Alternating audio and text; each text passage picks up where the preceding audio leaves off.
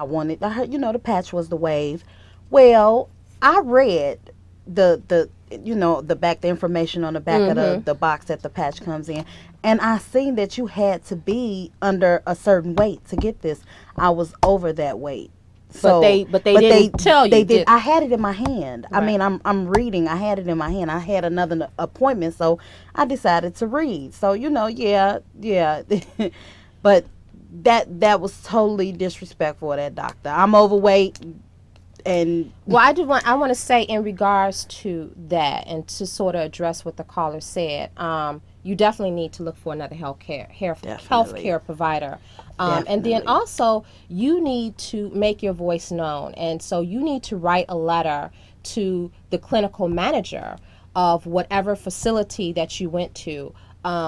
More information needs to be out there on doctors and healthcare providers that disrespect young women.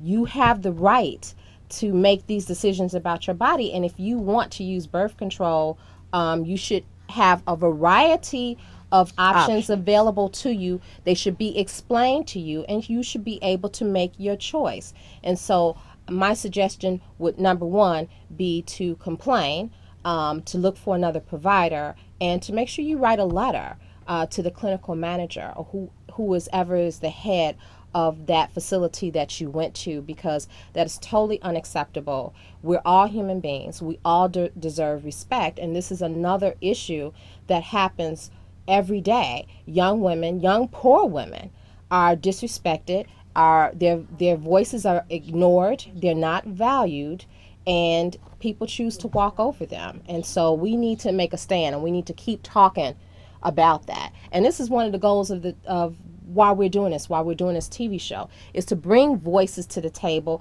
that are typically not heard in these type of formats, and let them speak about this issue from their perspective instead of all these talking heads speaking about them.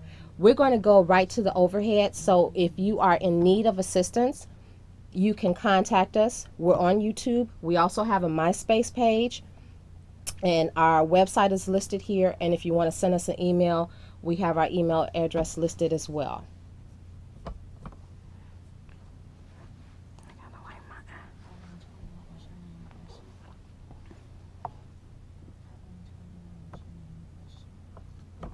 Okay. So, Asia, did you have any more questions? I did. Gaylon, what has been your motivation to help educate these young women of color, about reproductive justice and the injustices?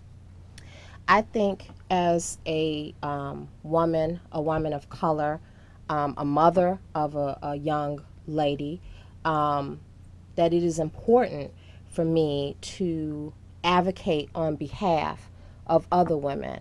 I am not far removed from being a woman that was a single parent, that was on welfare, that has had abortions, that has been poor, have not been able to pay my rent.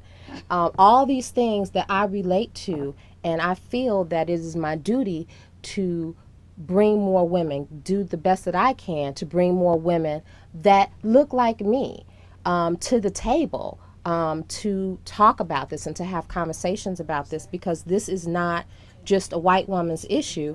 This is a woman of color's issue.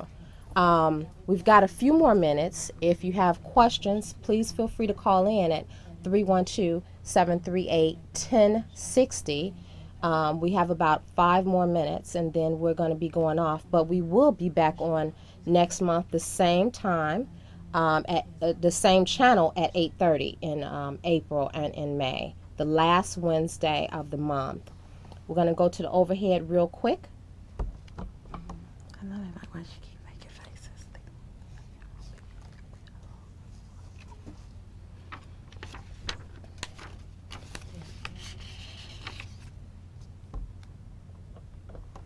Just a few more things. We've got another minute to wrap up. But as Loretta Ross from Sister Psalm put it, she said, our ability to control what happens to our bodies is constantly challenged by poverty, racism, sexism, and injustice in the United States. That is a real key statement. Abortion is a legal right.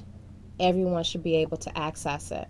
Even poor women, young women of color, everyone, regardless of their economic status, should be able to access that as a part of their reproductive health care. Abortion is not a political conversation. Abortion is a personal decision that every woman has the right to make at any time in her life.